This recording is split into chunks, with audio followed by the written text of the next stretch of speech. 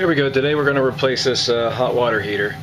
It's been acting a little bit funny. It turns on, you can hear it running right now. The flame's going under there, but it doesn't seem like it has a lot of water. You take a shower, it's like 2 or 3 minutes, and anyway, so it's going to be thrown outside, and we're going to replace it with this one. Now, this replacing hot water heater isn't too big of a deal. The first thing you want to do is look at what you got. This is a liquid propane hot water heater. You need to get another liquid propane hot water heater. You do not want to get a natural, you won't get an electric hot water heater to fit in here, but you know, there's no hookup. But you do not want to get a natural gas hot water heater, because if you put a natural gas hot water heater in a place of a propane one, you're going to have flames all over the place. So you want to make sure you know what you're getting. That's probably the most important and the toughest thing with this. And you read on it, says liquid propane, you know, so that's not a big deal. But just be sure to get the liquid propane one if you got that type of hot water heater. So up top here we got our valves, or not our valves, we have some connections up here. We're probably going to be able to reuse this stuff. We'll see. So I'll loosen it up. And right here I have my shut-off valves.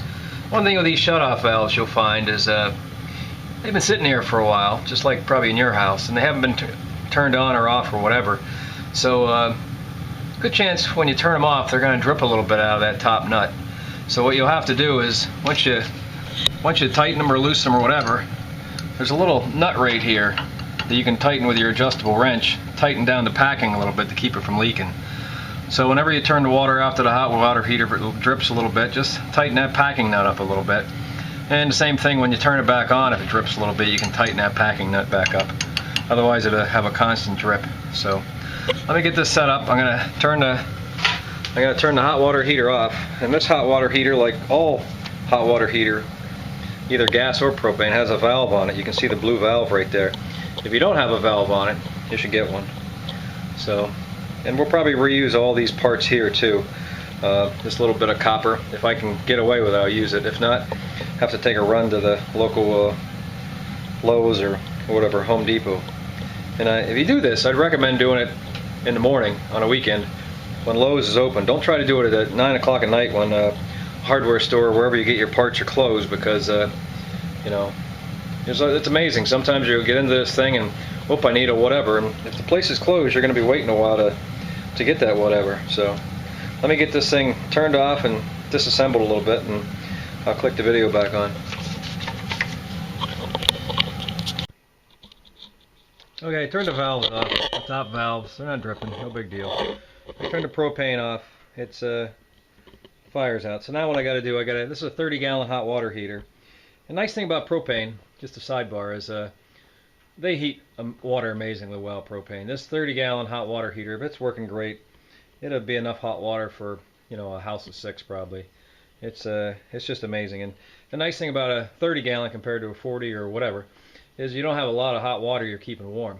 Anytime you're keeping water warm, let's say you're at work or whatever, the thing's keeping the water warm, you're using energy. That's why these tankless hot water heaters are becoming more and more popular. But I don't have the flue set up for a tankless hot water heater, or else I'd think about getting it. But nice thing with this is a very small tank, 30 gallons, and the recovery rate for these propane hot water heaters is very high. So anyway, let me drain the water out of it. Again, it's 30 gallons, so I'm going to be taking about 6 buckets of water out of here, much as I can. It's just more water you get out of it, the lighter it is to carry up the steps. So let me get to it. Okay, so I'm waiting for the water to drain in this hot water heater. You can hear it draining. I got a little bucket down there. It's getting ready to get filled up. I'll start putting the parts from the old hot water heater on the new hot water heater. And you know, you got fittings, pipe threads. You got to seal the pipe threads, and you use this. Where is it here? It's Teflon tape. It's made for gas. It's for yellow. It says yellow for gas. Basically, it's a little thicker. The color doesn't do anything. It's just designates that it's not your standard white Teflon tape. So you got your fitting. Okay, this is a male fitting. And you want to put this bit of tape on there, about 6 inches of tape. You want to wrap the tape on by hand. So, you know, when you tighten the thread, the tape doesn't pull right off. So I'm sort of going in the same direction. You know, if you hold the fitting, I'm sort of going in the same direction as when you would tighten the thing into the fitting into the female pipe thread. So that way, when you put it in there, you know, you tighten it like this, all that tape isn't going to reel right off of there. So here we go. Sorry for the jumping around here. We're going to put it right in this box. This is the input where the propane comes in. We'll go hand tight, right? And we'll get our channel locks. And we'll probably go another, it's pretty much tight right there. So we'll probably go another 3/4 of a turn. That's what it would be here. And that'll be tight enough. That'll seal it up. So I'll get my channel locks. That'll probably be enough for this. You know, you got something like this. And tighten it up the rest of the way. Then I got another pipe that sits up here, straight up here. I'll put that on in a second. So here's the other piece of pipe. This is going to go right in the hole right here. And you know, we got a flare fitting up top to accept the flare fitting coming in. Again, we're just doing this, we're swapping everything out, so I'm not making flare fittings, I'm you know, just reusing them. And that's probably the same as you'll find too. If you got a hot water heater, you can probably reuse a lot of the parts, but you never know until you get into it. So again, here we go. I got with pipe thread here. I left the old tape on, it doesn't really matter. But now I'm just going to put more over top, just like we talked about. You know, see how I'm spinning the pipe in a clockwise direction, I guess. Whatever way it would be, righty-tighty. Right?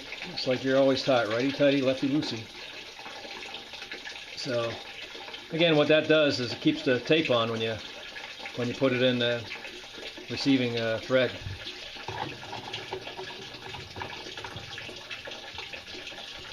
Okay, so I got it just about hand tight. And we could probably use this wrench again. Once you're all good and done with this, you'll want to get just to make sure nothing leaks, you'll want to get some soapy water and a spray bottle. And all these little joints, you're going to put a little soapy water on there just to make sure you don't have a propane leak. Propane's pretty neat because they put an additive in it that smells. So if you do have a propane leak, you will smell it. It doesn't mean your house is going to blow up, but it means you should look into tightening up your fittings. So I got all the parts on here. I'm just waiting for this thing to drain. It'll be a little while. I guess the valve isn't too big. Then I'll pull this down and off of blocks, and I'll put this one on there. What I always do, just because I'm weird, I guess, is I put a date on there when I put this hot water heater in, 09-2009, and of course this is 09-2013.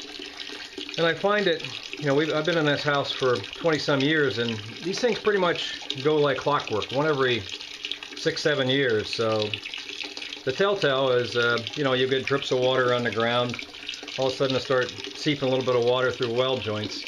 So it won't just blow up, but I just like to know when I put it in there. That way I know, like this one, I got 4 years of use out of it. I think it's a pretty good hot water heater, but I think it's just, I don't know, something's up with it. It doesn't heat much hot water. 4 years old, it's going outside. So next time, well, hopefully in a second or two, I'll get this hot water heater out of the way. Okay, so I got the tank out of the way, finally got most of the water out of it. And we're going to reuse these nipples also. They're brass, they're good construction. If these parts you're taking off the old hot water heater and reusing are good construction, or reuse them. But if they're steel, you know, you may want to get brass ones. Steel ones, especially these ones, they're contacting water. They may rust and, you know, galvanized steel, and you may want to, you know, get something a little bit better than that. But since these are brass, I see no reason why not to reuse them. So again, with our tape, we got to tape it up, put it onto one side. The other side, it goes into this flexible type joint here. And if you look at one of these, it's like a garden hose. It has a rubber seal in there, so you don't need to put the pipe tape on both sides. And since this is water, we're going to use the white pipe tape, you know, the Teflon tape. You could use the yellow, really doesn't make much of a difference. Again, it's just a color and thickness difference. But I got a bunch of white stuff, and I'll use it. So let me get the parts in there, and I'll get the water heater up in position. Okay, I tightened these fittings. No big deal. And now I'm going to open these valves. And I see this one here is dripping a little bit. So this is the hot going out. A little bit of water's trying to get back in. And this is the cold coming in. So we'll just open these up, and tank's gonna fill up with water. And I'll probably have to purge some air out of the lines, because again, we're putting basically a 30-gallon volume of air into the line, so we got to purge it out sooner or later. But I'll let the tank pressurize, and I'll see how much this thing drips, and I'll tighten this packing up here to calm any drips down. So next I'll set up the propane. This goes over to here. I have it tied up right now, so it's out of the way, but I'll untie it and put it in place. Turn the propane on, we'll check for leaks. So 1 second. So this valve was leaking pretty good, and again what I did is no big deal. I just tightened up this packing nut a little bit, maybe about a half a turn, and now it pretty much stops. So you'll see that it's pretty common. Just be prepared. Don't get too freaked out about it. Throw a little wrench at it, and it'll be drip free. Now I got the propane hooked up now. I just tightened this one, this one bolt up here, this one flare fitting. So we turn that on, and let's do our test. What I did, I got a bottle of Windex. I just got a Windex bottle, sorry. And I put some soapy water in there. And if you got any leaks with this method, it'll be pretty evident pretty quickly that you got a problem. You'll see a lot of bubbles real quick. So just remember, we did this joint here, and this flare fitting. We really didn't take these apart. We are testing, don't get me wrong. But I would guess that if we had any problems, they would be with these joints we did. So we're good to go. So let me look at the instructions how to start this crazy thing up. It looks pretty simple, but let me just go through it here in a second. Okay, so we're just going to light the pilot here. So you push this button in. We got our valve. It's turned on. You push this button in and hit the igniter button below it. You hold this in. It's on pilot. You flip it to pilot.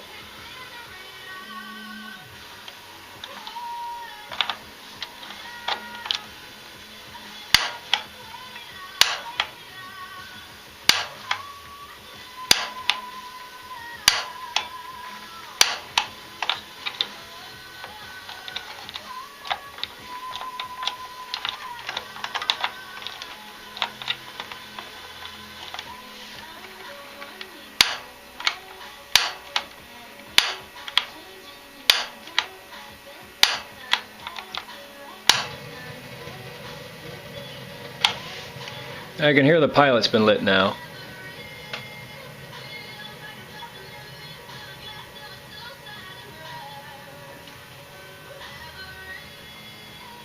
So we gotta wait for this thing to start blinking. This little status knob right here, right? So once that starts blinking,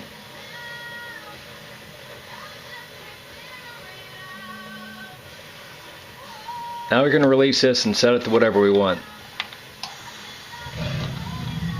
There, it turned on. So we'll set it to A. I know these propane hot water heaters, they get the water pretty hot. I'd rather start low and turn it up later once this thing gets running. So that's it. We got it set up. These new ones are pretty easy. If you mount it on the floor, and I do recommend that. I don't do it here. I've seen people, they put a pan under here just in case the water drips out or whatever. Again, I don't have a finished basement, so I'm not too worried about that. But if you do put it on the floor, they actually have like an air filter you should put around here. I got it off the floor. It wouldn't do me any good, so I didn't do it. So I guess I'm not the best installer in the world. But anyway, this looks pretty good. Well, hopefully it works. Better work better than the other hot water heater. That thing was a lot of cold showers with that. So again, I started off on A. I'll come back down here tomorrow morning or whenever and if the water's too hot, you know, I got a little kid, we got people running around the house. I don't want anybody burn themselves with the hot water. So if the water's too hot, I'll turn it down, up, whatever. I'll tune it up a little bit. So hope you enjoyed. Have a nice day. Bye.